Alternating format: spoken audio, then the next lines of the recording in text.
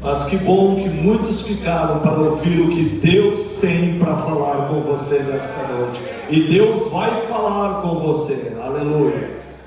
Eu quero fazer leitura de uma palavra. Eu quero dizer para vocês que eu gosto da Bíblia. Eu sou um pregador de Bíblia, pastor Jairo. Eu gosto da palavra. Eu acho tudo muito importante. Muitas vezes a gente vê alguém falando o pensador tal, o filósofo tal, é importante também, mas eu gosto da Bíblia. E eu quero ler um texto que está no livro de Joel, no capítulo 2 e o verso 28 e 29. E eu quero dar um título para esta mensagem esta noite: Enchei-vos do Espírito.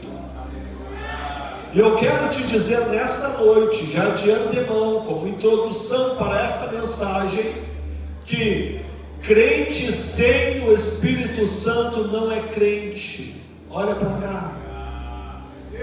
Crente que não fala em línguas estranhas, que não sente a alegria do Espírito Santo, está com problema de produção, está com problema de funcionamento.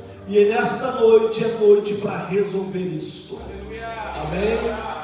Aleluia. Joel capítulo 2, verso 28 e 29. Diz assim o texto. Eu quero te dizer que nesta noite há mudanças de vida. Vidas sairão daqui transformadas pela palavra. Não é porque o Isaías está aqui, não é porque o Jairo está aqui, é porque aqui é o lugar onde nós pregamos a palavra de Deus. Joel capítulo 2, verso 28 e 29 diz assim: E acontecerá depois que derramarei o meu espírito sobre toda a carne, e os vossos filhos e as vossas filhas profetizarão, e os vossos velhos terão sonhos, e os mancebos ou jovens terão visões, e também sobre os servos e sobre as servas naquele dia derramarei o meu espírito. Diga comigo esta última frase: derramarei sobre mim o seu espírito, derramarei o meu espírito sobre todos vós. Amém? Podem sentar. Essa promessa do derramamento do Espírito Santo, ela é para todos nós. Eu quero trazer um contexto rápido do que Joel vivia aqui. Joel é um profeta de Judá, e Judá havia se afastado de Deus, e Deus sempre trabalhou desta forma, porque Deus ama o seu povo, Deus ama a cada um de nós. E olhe para mim nessa noite, Ele vai fazer qualquer coisa para você ser salvo. Eu não gosto muito de usar essa expressão, Jair, mas eu vou usar. Talvez alguém não ouviu, eu vou repetir. Deus vai fazer de tudo para você ser salvo.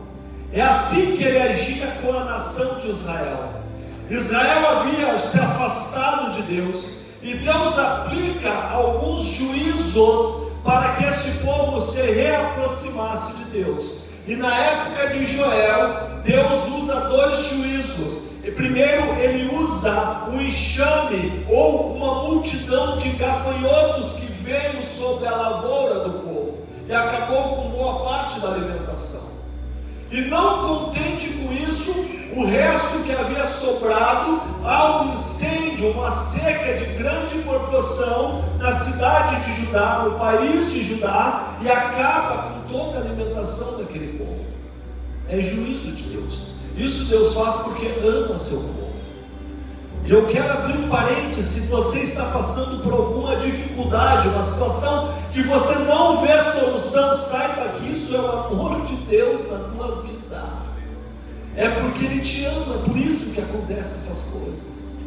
E a nação de Judá, ela se vê dentro dessa situação, e ela começa a clamar, ela começa a pedir misericórdia de Deus. Olha, Senhor, olha para nós estamos passando por uma necessidade, nós estamos passando por uma situação muito ruim. E como há arrependimento, e como há clamor, Deus que é rico em misericórdia, o Ismael falou isso neste púlpito, que Deus é rico em misericórdia, olhou para o povo de novo. E aí ele usa um profeta, porque não importa as circunstâncias, Deus sempre tem os seus. Não importa se a escola está totalmente cheia de ímpios, Deus tem você lá dentro. Não importa se a faculdade está cheia de pessoas que escarnecem de Deus, Deus tem você lá dentro. E em Judá Deus tinha Joel. E daqui a pouco ele diz: Joel, levanta que vai acabar com tudo. Vai acabar a seca, vai acabar os gafanhotos. E ele vai dizer: eu vou reconstituir tudo aquilo que o gafanhoto levou. E ele larga uma profecia, ele fala através de Joel, e diz: Joel, além de resolver esse problema, anuncia para o povo outra coisa. Diz que nos últimos dias, ou naqueles dias, eu derramarei o meu Espírito sobre todos vós. Quando Joel ouviu isso, ele ficou certamente surpreso, porque Joel era profeta do Senhor na antiga aliança. E na antiga aliança, o Espírito Santo ele estava presente, mas de uma forma diferente do que é hoje. Eu costumo dizer que quando nós chegarmos no céu, eu vou abraçar Paulo, eu vou abraçar João, eu vou perguntar para eles como é que era quando eles andavam com Jesus. Eu vou chegar para Jeremias e dizer: Jeremias, como é que funcionava? Como é que era? Deus falava contigo de face a face. E aí Jeremias, eu creio que ele vai dizer para mim: tudo bem, tu já fez várias perguntas, agora eu vou te fazer uma pergunta: como era ser cheio do Espírito Santo? Porque os homens do Antigo Testamento, eles não eram cheios do Espírito Santo. Se nós olharmos Juízes, capítulo 6, o verso 34, vai dizer assim: mas o Espírito do Senhor apoderou-se de Gideão. Se nós olharmos para 1 Samuel, capítulo 10, verso 6, vai dizer um texto que o Espírito Santo se apoderará de ti, está falando para Saul. Se nós lermos 1 Samuel, capítulo 16, o verso 13, vai dizer: e naquele dia em diante o Espírito Santo se apoderou de Davi.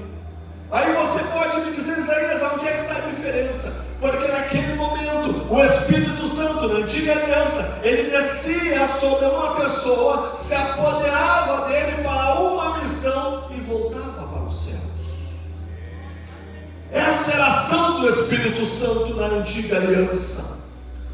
Mas agora Joel está trazendo algo novo. Ele está dizendo assim que naqueles dias, ou depois desses dias, o Espírito Santo será derramado sobre toda a carne. Esse derramado é andar junto, é estar junto, é levantar junto, é caminhar junto. É quando você ir para a escola, o Espírito Santo ele está contigo na escola. É quando você for para a faculdade, o Espírito Santo estará contigo ali na faculdade, não importa o lugar, ele estará contigo. Eu creio, pastor Jairo, que eles vão até sentir uma certa invejinha de mim, de ti, quando disser assim. Imagina Davi dizendo: Jairo, como é que era andar com o Espírito Santo dentro de ti todo dia, ser morada, ser templo do Espírito Santo. Aleluia. Quantos agradecem a Deus por esse privilégio de ter o Espírito Santo em você? E aí passou um tempo e o povo aguardando essa promessa. E aí Jesus, quando João, no capítulo 14, versos 16 e 17, ele vai dizer que Jesus, já prevendo a sua morte, já sabendo que logo se afastaria deles, imagina o nosso líder indo embora, o nosso líder morrendo, o nosso Salvador, o nosso mestre amado indo embora. Eles começaram a ficar inquietos, aqueles 12. E aí Jesus, que conhece o coração de cada um, e conhece o teu coração nesta noite, ele vai dizer assim: olha, não fica preocupado, porque eu rogarei ao Pai, e Ele vos dará outro Consolador, para que fique convosco para sempre, a saber, o Espírito da verdade. Eu creio que neste neste momento, Pedro cutucou João e disse: olha o que foi falado por João lá atrás. Ele não esqueceu esta promessa de ter o Espírito Santo conosco.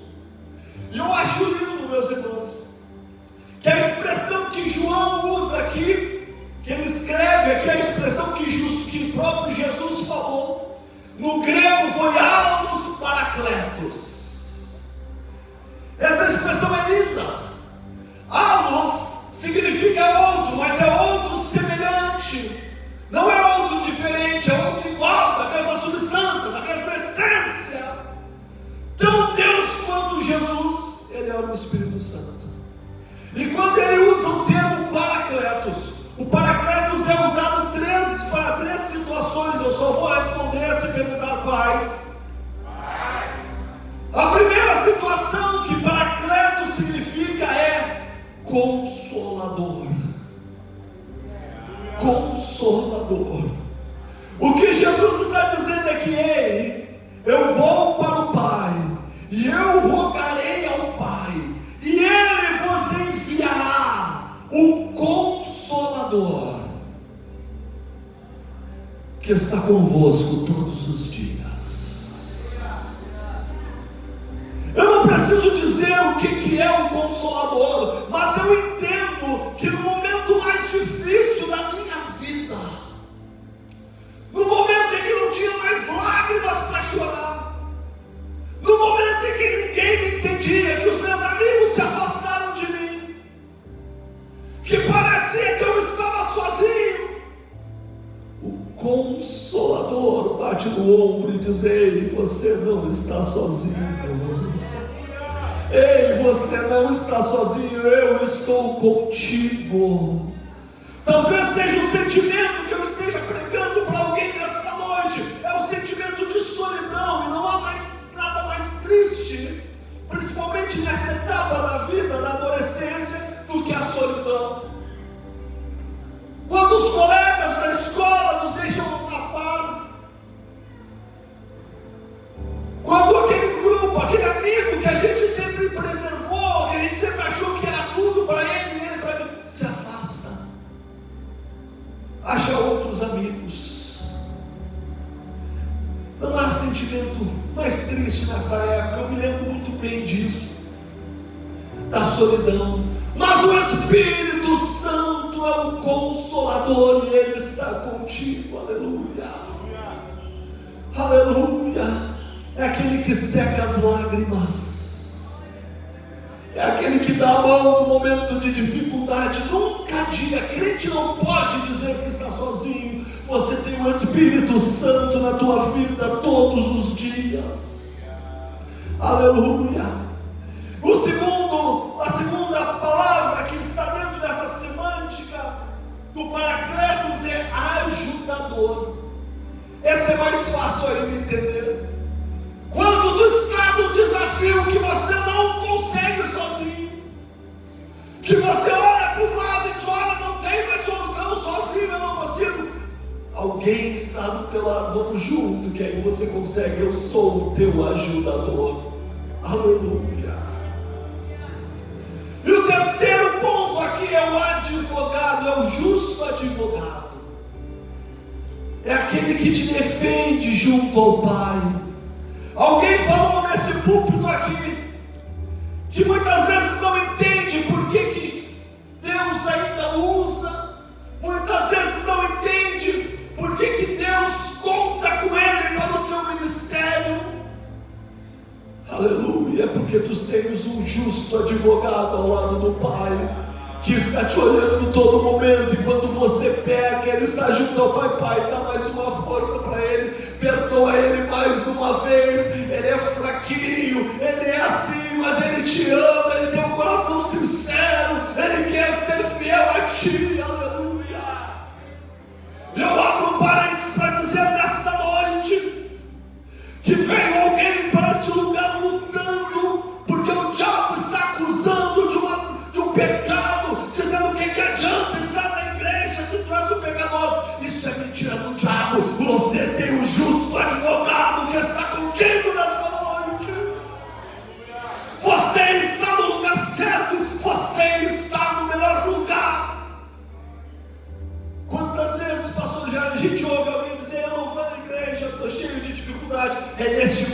você tem que ir para a igreja. Ah, eu não vou para a igreja, eu estou lutando. A igreja é o lugar da batalha. Aleluia. Eu sinto uma graça de Deus sobre este lugar nesta noite. Aleluia. Alguém mais está sentindo ou só eu? Aleluia. Alguém mais está sentindo essa graça de Deus sobre as nossas vidas? Aleluia. Deus está na casa. Aleluia. Lucas, ele escreve no Evangelho algo muito lindo. Lá no capítulo 24, no verso 49, é uma outra característica. Isso eu quero falar com vocês frente a frente.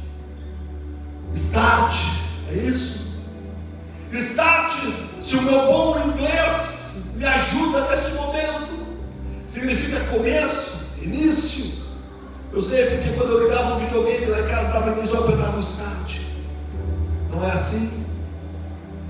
É o começo de um novo ano. É o começo de um novo desafio. Jesus reuniu os discípulos, olha para mim. Ele reuniu os discípulos e disse: olha, eu vou ao Pai, e vocês têm uma missão para cumprir. Vocês vão entrar nos piores lugares. Vocês vão arrancar das garras de Satanás muitas vidas. Olha para mim que essa mensagem é para ti. Você vai ter grandes desafios este ano. Não vai sozinho. Aleluia. Quem está pronto para o desafio deste ano? Quem está pronto? Quem está pronto? Quem está pronto para o start? Start não é só uma palavra que veio ao coração do líder, não. É algo que é para ti. Ou você acha que ser crente é brincadeira? Ou você acha que o nome cristão é porque está na moda? Sabe o que é ser crente? É desafiar o inimigo todos os dias. Você está pronto para isso?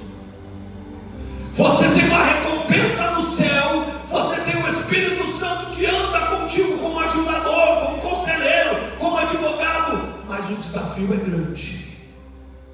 E Jesus sabia disso com seus discípulos já.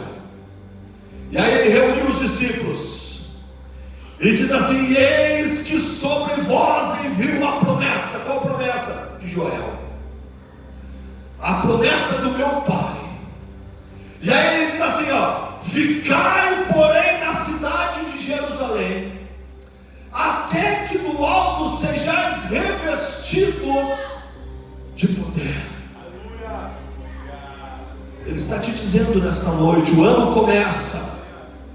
Você vai enfrentar muitas coisas neste ano, mas você veio para esta casa nesta noite para quê? Para se revestir de poder. O conselho do homem de 50 anos aqui, que é crente desde os 20: não vá sozinho. Não vá sozinho. Quer experiência? Eu conto. Certa ocasião, olha para mim, para ver que a coisa é séria.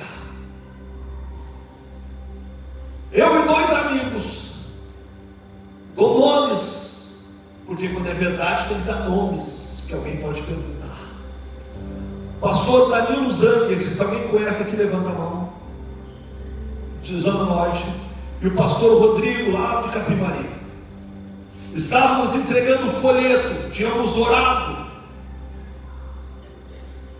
e saímos entregar folheto. Aquela época que crente entregava folheto ainda.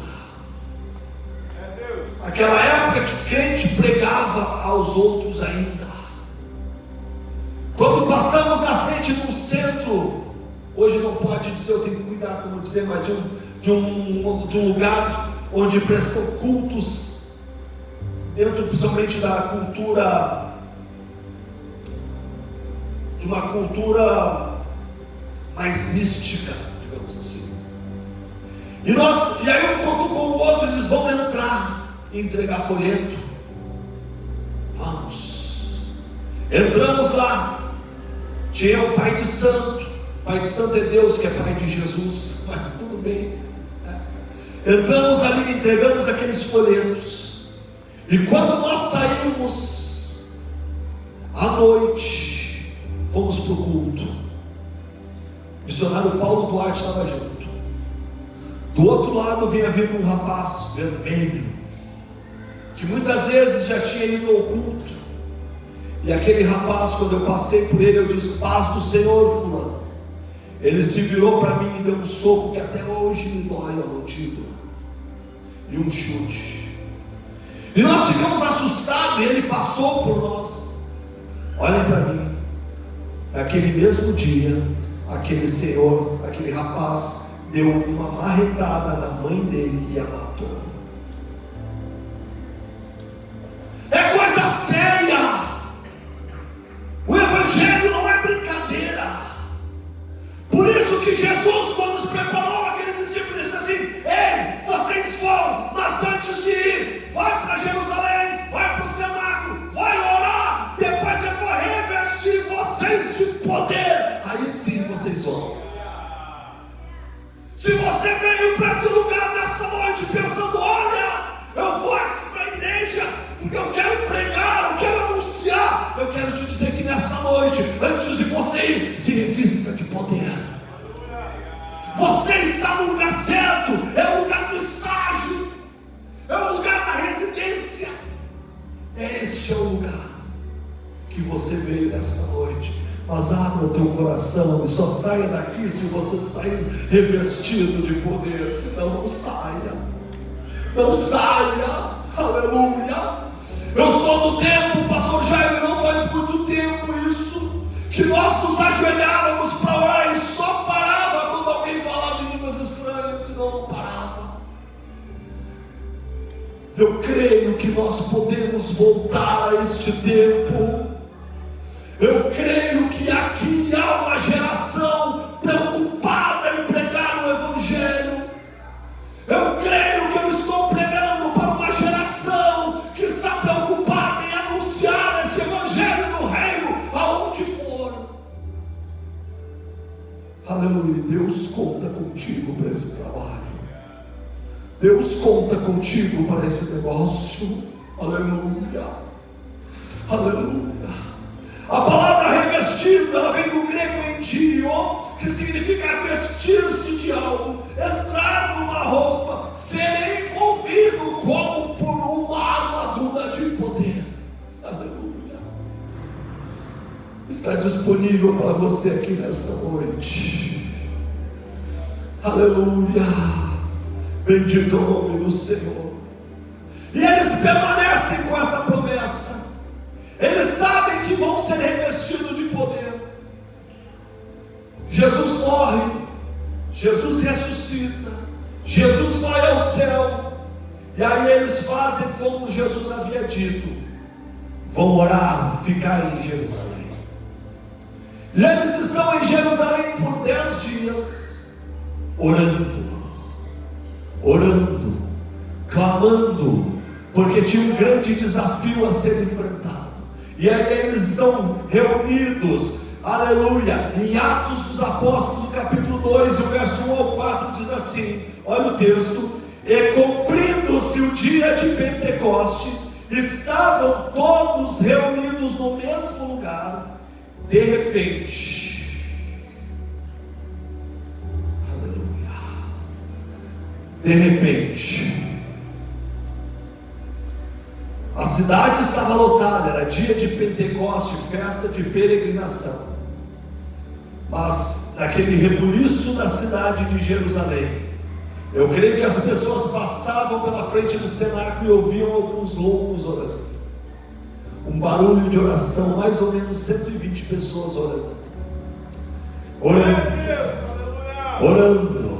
aleluia, clamando: Senhor, manda-nos aquilo que tu nos prometestes. Senhor, tu disse que tu iria ao Pai, isso mandaria o Espírito Santo Santo que viesse sobre nós. Nós estamos aqui orando há 10 dias, Senhor, e nada. Ó Senhor, manda aquilo que foi dito pelo profeta Joel. Eles estavam ali clamando.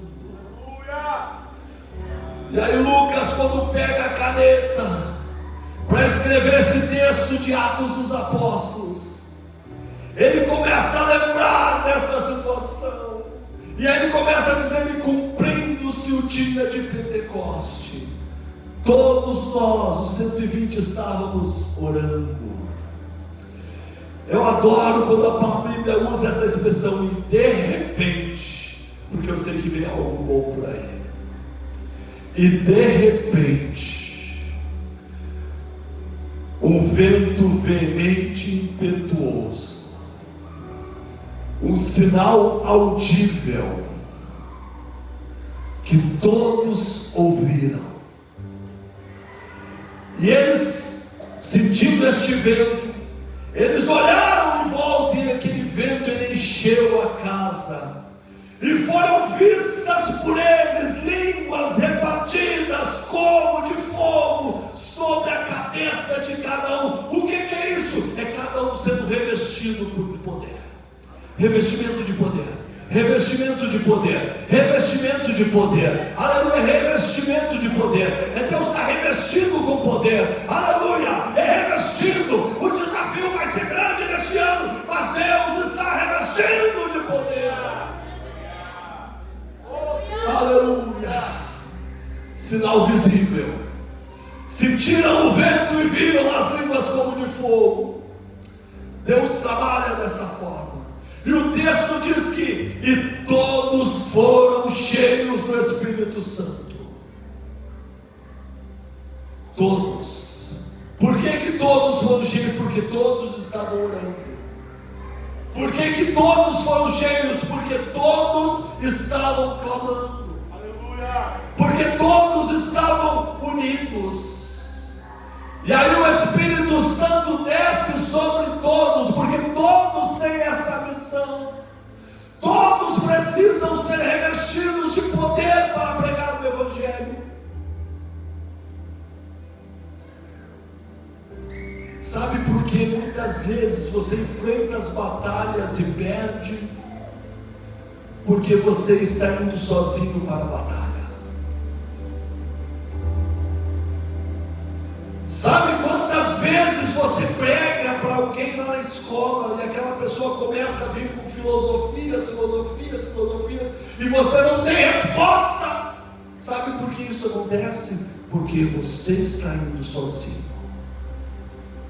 Mas nesta noite, aleluia, há um revestimento de poder sobre este lugar. Pastor Jair, eu tenho pregado há mais de 30 anos, Pastor Jair. Eu nunca subi neste púlpito sozinho. Eu nunca subi no púlpito sozinho, porque se eu subir sozinho, eu vou falar de mim e ninguém quer ouvir as minhas histórias. Eu venho revestido de poder, porque eu prego Jesus crucificado, e que ressuscitou ao terceiro dia, e que nos revestiu de poder. Aleluia. E agora o sinal, já estou partindo para o final. Agora já recebemos o Espírito Santo. Tanto que aquelas pessoas que estavam na cidade, elas começam a questionar Pedro, começam a questionar: o que é isso que está acontecendo? Que língua é essa que vocês estão falando? Que barulheira é essa que vocês estão fazendo? E alguém vai dizer: olha, estão até alcoolizados. Aí Pedro levanta e diz assim: senhores, o que vocês estão vendo aqui é o que foi dito pelo profeta Joel há 800 anos atrás, quando ele diz que nos últimos dias, e Pedro vai usar uma expressão diferente, não é naqueles dias como Joel diz. Pedro vai dizer que nos últimos dias, os últimos dias é contado da morte de Cristo até hoje. Toda a dispensação da graça era conhecida como os últimos dias. E ele diz assim, que nos últimos dias derramarei do meu Espírito sobre todos vós.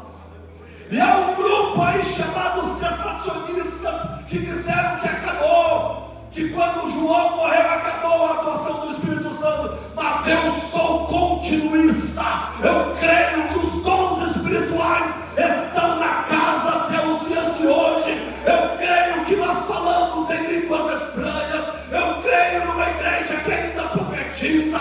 Eu creio nos jovens que têm visão. Eu creio em anciões que têm sonhos.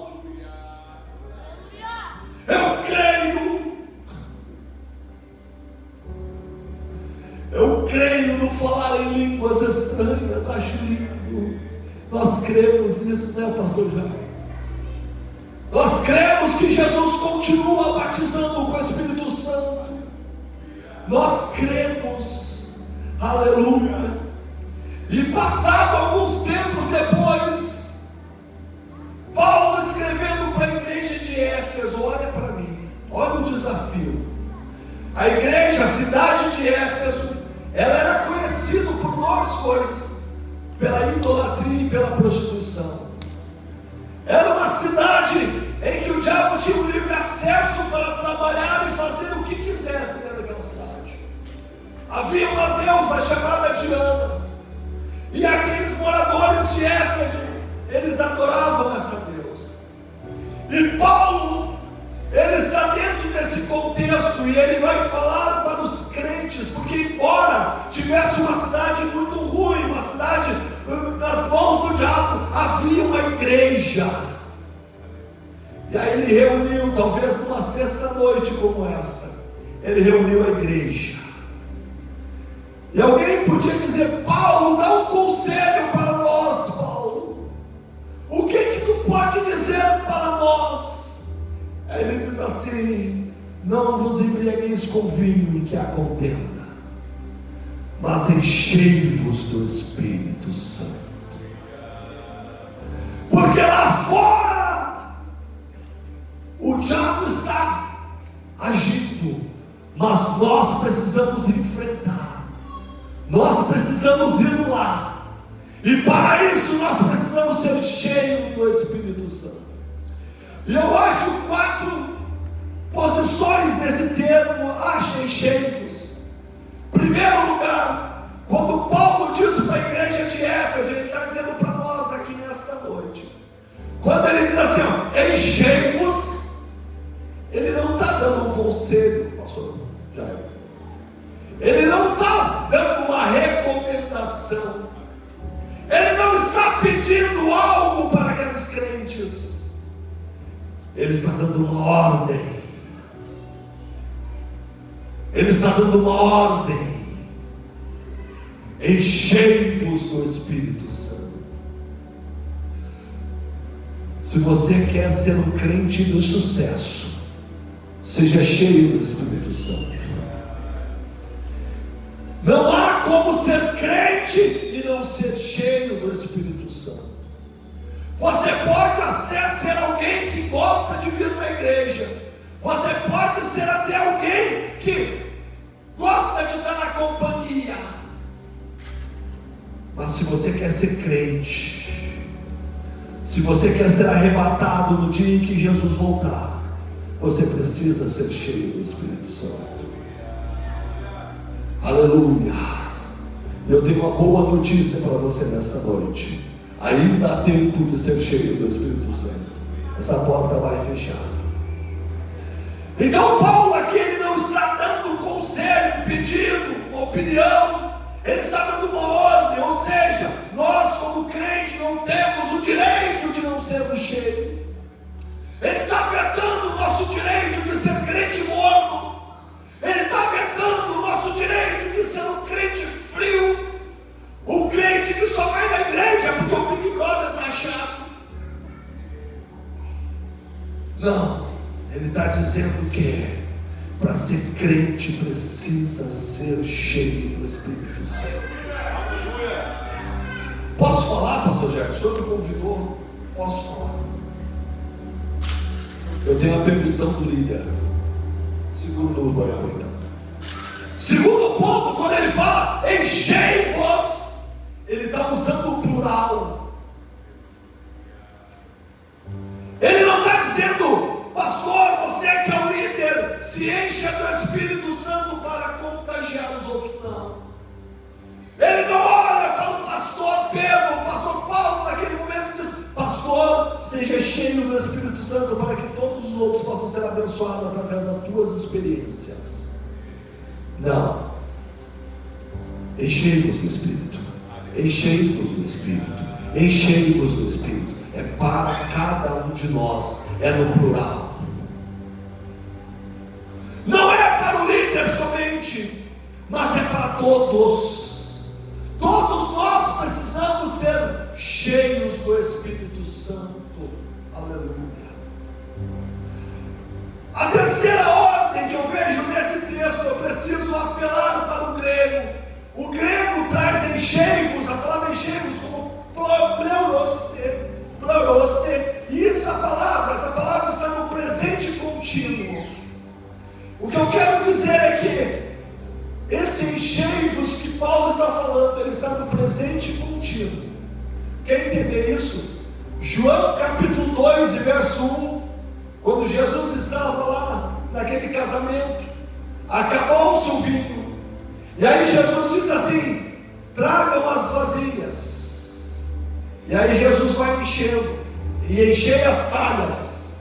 Essa palavra encher aqui é no presente auristo, ou melhor, é no auristo. O auristo significa uma ação no grego que ela é completa e terminada. Não precisa continuar enchendo as talhas. Quando eles encheram as talhas, Jesus disse assim: acabou.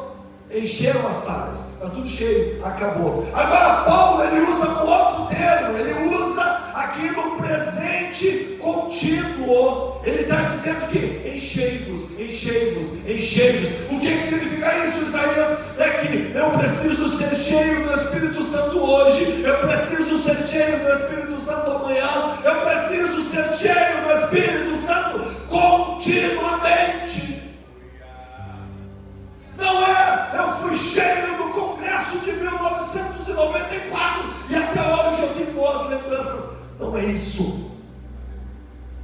Olha para mim. Para de viver na lembrança dos outros, na experiência dos outros. Eu acho lindo quando a gente conta testemunho dos outros, mas Deus quer ter experiências contigo. Deus quer ter experiência contigo. Aleluia. E que a experiência com Deus, ela é diária, ela precisa ser todos os dias, e nas coisas tão pequenas. Estamos com uma geladeira lá em casa estragada, ficou um mês estragada. Aí hoje, resolvemos o problema há 2 semanas atrás. Alguém já ficou sem geladeira em casa aqui? Ninguém, só eu. É uma das coisas mais tristes que tem. E aí, estava ali, resolveu o problema da geladeira. Estamos recuperando ainda com as cicatrizes daquele período. Daqui a pouco deu uma queda de luz. Eu estava estudando para essa palavra: o diabo é sujo. E aí quando eu fui, eu olhei meu ouvido na geladeira, a geladeira não ligou. E aí eu me desesperei. Meu Deus, vou passar por tudo isso de novo. E o calor. Aí minha esposa, ela chegou para mim, foi lá no gabinete e disse: Isaías, não murmura, quieto, me dá um abraço. Me abraçou, eu com a vontade de murmurar. E aí peguei as carnes, minha mãe mora pertinho da minha casa, eu disse: eu vou pegar as carnes, levar para a geladeira da minha mãe, para não perdermos as carnes. Aí quando fui lá, minha mãe não estava em casa, Deus fez isso, fez eu trazer as carnes de volta para casa. Aí quando eu entrei no pátio, ela olhou para mim e disse assim: a geladeira está funcionando. Ela foi ao banheiro, orou, e Jesus resolveu o caso da geladeira. É assim as experiências diárias. Às vezes são coisas pequenas, mas Deus sabe que o que é pequeno para Ele é muito importante para ti. Aleluia. Ele cuida dos detalhes. Olha para mim, Jesus já me ajudou numa prova de português que eu não sabia nada. Tive pouco tempo para estudar, caiu só aquilo que eu tinha estudado. E as pequenas coisas, aleluia. Eu preciso ter experiências contínuas com Deus. Eu preciso ser cheio do Espírito Santo todos os dias. Aleluia. Hoje é a dose de hoje, amanhã é a dose de amanhã, é continuamente. E eu quero te dizer que não há nada mais lindo na vida do que ser cheio do Espírito Santo. Benny Hinn escreve um livro maravilhoso que tem o título Bom Dia, Espírito Santo. Ele acordava de manhã e sabia que o Espírito Santo já estava ali de prontidão para viver um dia com Ele. Aleluia. Bendito é o nome do Senhor. Para terminar, já tem passado o horário, meu Deus. Enchei-vos, também no grego está na voz passiva. Isso significa que eu não sou agente da situação, eu não sou agente da ação, é Ele que nos enche, é Ele que nos enche. Eu olho para alguém aqui, eu vejo que tem alguém pensando em querer ser cheio do Espírito, e eu fico muito feliz com isso. Um jovem cheio do Espírito Santo não há quem vença. João, o velhinho João, já com 95 anos, ele escreve uma carta, ele diz assim: jovens, eu vos escrevi porque vós sois fortes. Eu cresci numa igreja, senhores, que dizia assim, que a juventude abate fraca na igreja, o diabo entra pela juventude. Hoje, graças a Deus, nós temos o entendimento, através das escrituras, que os jovens são fortes. E quando o jovem é crente, aleluia, nada derruba um jovem de oração, nada derruba um jovem cheio do Espírito Santo. O Espírito Santo, depois que tu tem experiência de ser cheio do Espírito Santo, há uma mudança de vida. Eu olho para Pedro, quando Pedro está meia boca,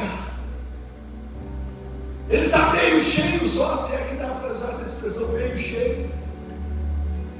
E aí quando ele está ali, Jesus está sendo crucificado, está sendo julgado. E Lucas diz que o olhar de Jesus acompanhava Pedro pela janela do Sinédrio. Aí veio uma escrava, uma serva, uma pessoa que não tinha muitas condições, não era uma pessoa que repercutia ali na sociedade. Ela chega para ele e diz assim: você não era um deles? Pedro está sem o Espírito Santo. Pedro diz: não sou não, não é comigo, nem conheço esse camarada aí. 3 vezes Pedro nega Jesus.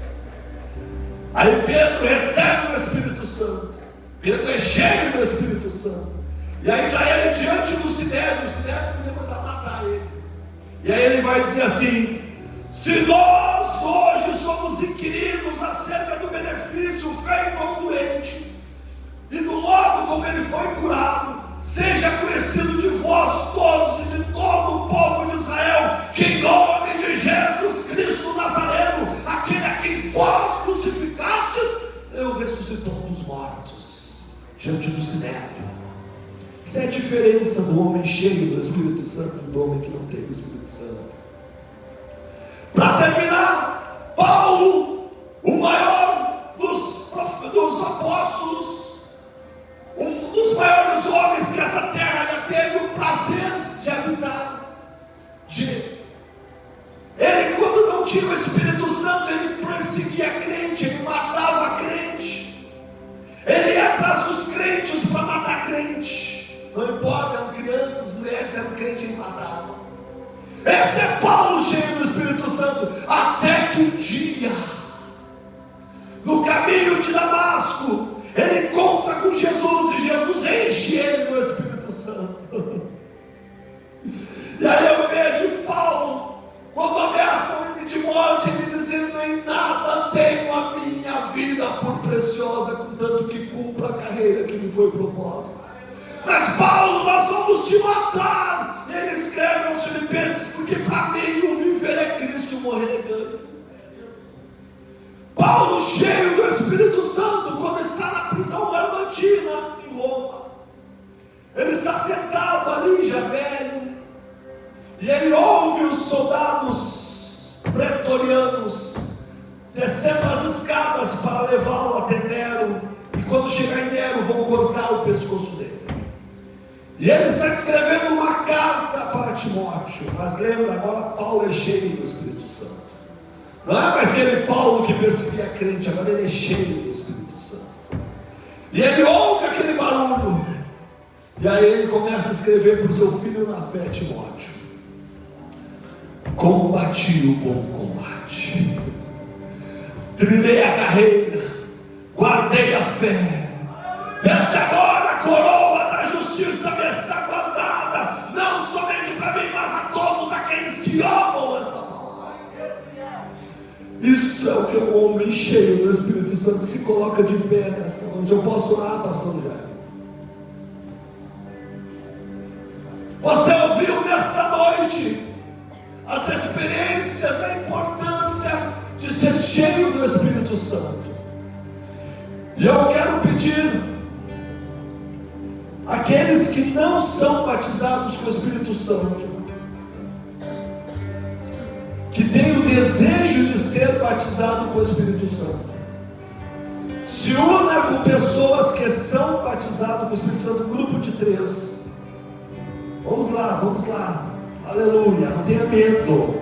Nós vamos orar, vem à frente, vem assim mesmo à frente, venha todos à frente. Nós vamos orar, nós vamos levantar um clamor, vem à frente, vamos lá. E nós vamos orar, isso, vem à frente, aleluia, aleluia. Quem almeja